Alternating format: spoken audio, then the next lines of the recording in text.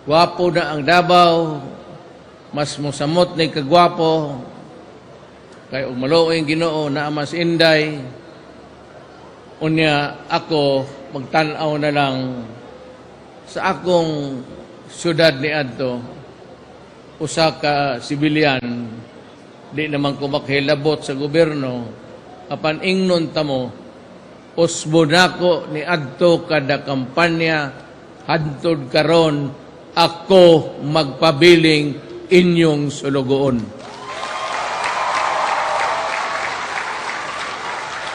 Di man ko tingali makahilabot na di na nako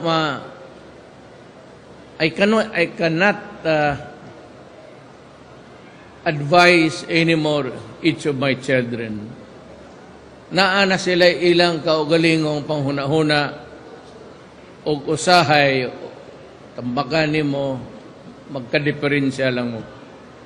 Naa na sila kaugalingong kinabuhi.